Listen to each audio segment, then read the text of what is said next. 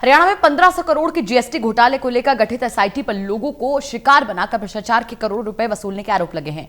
1500 करोड़ के इस जीएसटी घोटाले में नामजद एक फर्म के संचालक ने पुलिस की तरफ से गठित एक एसआईटी की तरफ से लोगों से की जा रही मोटी वसूली का खुलासा किया है, वो भी सबूत के साथ।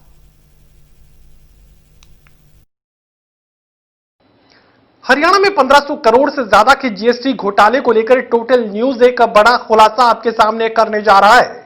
इस घोटाले से जुड़े एक आरोपी इस वक्त हमारे साथ मौजूद है जो पुलिस की इन्वेस्टिगेशन की प्रक्रिया से गुजर रहे हैं, लेकिन पुलिस पर संगीन आरोप वो लगा रहे हैं कि करोड़ों की उगाही पुलिस की तरफ से इस मामले में की जा रही है। सत्यम उनका नाम है और इस मामले में उन्हें भी नामजद किया गया है। मुझे ये बताइए कि किस तरह का ये घोटाला था, 1500 करोड़ का घोटाला जीएसटी हरियाणा में, किस तरह ये घोटाला अंजाम दिया गया और पुलिस अब इस मामले में क्या कुछ कार्रवाई कर रही है?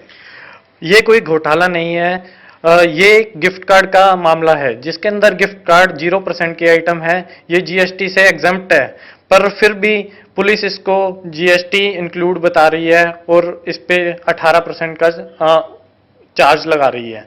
तो बेसिकली बात यह है कि जहां पर कोई भी जीएसटी नहीं बनता वहां पर जीएसटी लगाया जा रहा है और इसका गोरख धंधा चल रहा है। ये सबसे रिश्वतखोरी कर रहे हैं, सबको जेल के अंदर डालने की धमकी देते हैं, सबको बुलाते हैं और मुझे भी प्रहलाद राय एएसआई ने नोटिस भेजा। मुझे कई बार कॉल्स किए पहले, इसने मुझे बुलाया और बोला, कॉल पर बोला कि इसको ऑफिशियली कॉल समझो और आप सिरसा सदर थाना आ जाइए। तो मैंने बोला कि मैं हिसार में भी आ सकता हूँ, हिसार सिटी थाना में, जो कि पुलिस सब जगह की सेम होती है। तो इन्होंने मुझे बाद में नोटिस भेजा।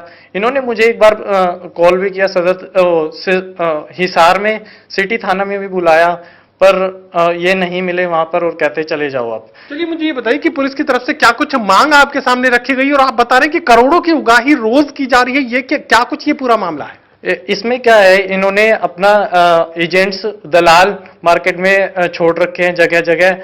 आप मतलब वो पहले उनको कॉल करते हैं, किसी भी जिन्होंने भी ये काम किया हुआ है उनको कॉल करते हैं, उन्हें बुलाते हैं और जो एजेंट्स हैं वो उनको कॉल करते हैं, उनसे बात करते हैं, उनसे पैसा मांगते हैं और करोड़ों की रोज की इनकम बनाई हुई है इन्होंने इसी तरह से। ये कौन से दलाल से आपकी बातचीत हुई और कितने लाख की मांग आपके सामने रखी गई और पुलिस के जो अधिकारी इसमें इन्वॉल्व हैं उनकी तरफ से क्या कुछ कहा गया, पूरा घटनाक्रम क्या था? इन्होंने मुझे सदर थाना सिरसा बुलाया अपनी बैंक स्टेटमेंट के साथ। मैं अपनी बैंक स्टेटमेंट पेन ड्राइव में लेकर सदर थाना सिरसा चला गया। तो इन्होंने कहा कि पेन ड्राइव में ये एक्सेप्टेबल नहीं है। तो मैंने बोला कि पेन ड्राइव में अगर एक्सेप्टेबल नहीं है तो मैं अपना रिटर्न में दे देता हूँ कि जो पेन ड्राइव में डाटा है वो मेरा डाटा है और जेन्युइन डाटा है।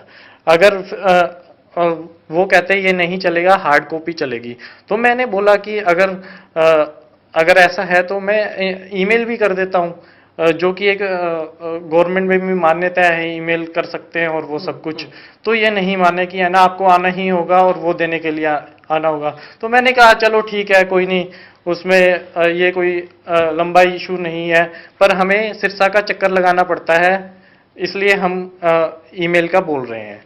तो मुझे बताइए कि दलाल की तरफ से कितने पैसे मांगे गए और पुलिस के जो अधिकारी हैं वो इस पूरे मामले को निपटाने के लिए कितने पैसे की मांग कर रहे हैं और किस तरीके से पूरा मामला निपटाया जाता है?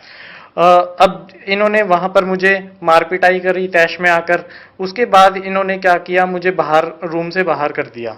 वहां पर इनका सदर थाना के अंदर ही वहां पर ही दलाल था जो रूम के अंदर बैठा था, वो बाहर आ गया और मुझे शांत करने लग गया कि है ना हो जाता है ऐसा, आपने गलती करी हुई है। मैंने बोला कि गलती करी हुई है तो हमें जो भी सजा सरकार की तरफ से मिलती है हमें मंजूर है। पर इन्होंने क्या किया कि है ना अगर आपने गलती करी है तो हम आपका मैटर निपटा देंगे और मैं इसको 5 लाख में निपटवा दूंगा। दलाल ने मुझे वहां पर ही सदर थाना के अंदर ही बोला।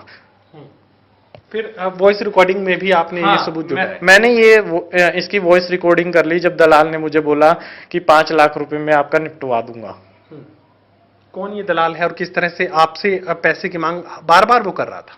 हाँ, वो मुझे डेली बेसिस पे कॉल कर रहा था, जिसके अंदर वो मुझे बार बार डरा रहा था कि इसके अंदर है ना, अगर आपने वो नहीं दिए पैसे तो जेल के अंदर डाल दिए जाओगे और वो सब कुछ। और उसने मुझे बताया कि है ना, उसने डबवाली की 2 पार्टियों का केस भी निपटाया है 10-10 लाख रुपए के अंदर। और इसमें पुलिस की जो एएसआई रैंक के अधिकारी है वो कहां पैसे मांगते हुए नजर आ रहे हैं? कब उन्होंने आपसे कहा कि पैसे इस पूरे मामले में दो तो हम आपको छोड़ देंगे? दलाल और उनकी आपस में प्रहलाद एएसआई की मेरे पास रिकॉर्डिंग है, जिनमें वो दोनों आपस में बात कर रहे हैं कि मैं सत्यम का केस निपटवा देता हूं 5 लाख रुपए में, राजेश सहारन ने कहा। और उनकी आपस में बात है कि उस प्रहलाद एएसआई ने कहा कि चलो कमाते हैं पैसे, चलो कमाओ पैसे, चलो कमाओ पैसे। तो ऐसे क्या एक ही पीड़ित आप अकेले हैं या इस तरह के हर रोज और काफी बड़ी संख्या में लोग वहां पहुंच रहे हैं जो पैसे देकर आ रहे हैं? वहां पर मुझसे पहले भी 2 पार्टियां बुलाई गई थी और मेरे जस्ट बाद में जैसे ही मेरा टाइम ओवर हुआ, उन्होंने एक पार्टी और आ गई। वो उन्होंने डेली वो 10 से 15 पार्टीज को बुलाते हैं, जिसमें उनसे वो पैसा डिमांड करते हैं। अंदाजन कितनी रकम? आपने ये भी बताया मुझे कि आपके जानकारों से कई कई लाख रुपए की रकम वो वसूल चुके हैं, लेकिन डर के मारे लोग सामने नहीं आ रहे हैं। जिसने जितना काम किया उसके अकॉर्डिंग उनसे वो पैसे मांगे जा रहे हैं। वो किसी से 30 लाख रुपए, किसी से 50 लाख रुपए, किसी से 20 लाख रुपए, उसके अकॉर्डिंग मांग रहे हैं। वो बंदा को कितना डरा सकते हैं, वो कितना धमका सकते हैं। जो बंदा ज्यादा डर जाता है उससे वो बहुत सारा पैसा वसूल करते हैं। रोजाना का अगर आकलन करें तो अंदाजा क्या? अगर रोजाना का आकलन करें तो अराउंड 50 लाख रुपए के आसपास तो वो ले लेते होंगे एक दिन में। हाँ, मुझे लगता है जैसे, क्योंकि उन्होंने ये एक दिन के अंदर इतनी पार्टीज बुला रखी थी, एक के बाद एक आ रही थी।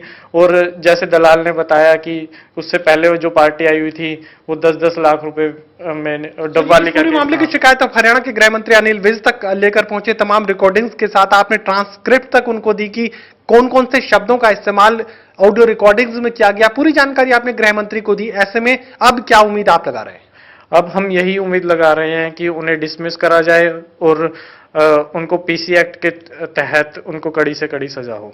चलिए, साफ ये बात कही जा सकती है कि 1500 करोड़ से ज्यादा का बैंक गिफ्ट कार्ड से जुड़ा, ये जीएसटी से जुड़ा मामला है। और इस मामले को लेकर एक एसआईटी का गठन आईजी हिसार की तरफ से किया गया था और इसी टीम की तरफ से तमाम लोगों को बुलाया जा रहा है इन्वेस्टिगेशन के नाम पर। और किस तरीके से घटनाक्रम पूरा क्या था वो सत्यम ने आपको अपनी वीडियो रिकॉर्डिंग्स के जरिए, इसके अलावा ऑडियो रिकॉर्डिंग्स के जरिए तमाम वो जानकारी सामने रख रहे हैं, सबूत वो जुटा कर दे रहे हैं कि किस तरीके से करोड़ों रुपए की वसूली अब तक लोगों से की जा चुकी है, डराया जा रहा है, धमकाया जा रहा है और किस तरीके से केस में फंसाने के नाम पर और छोड़ने के नाम पर उनसे मोटी रकम वसूली जा रही है।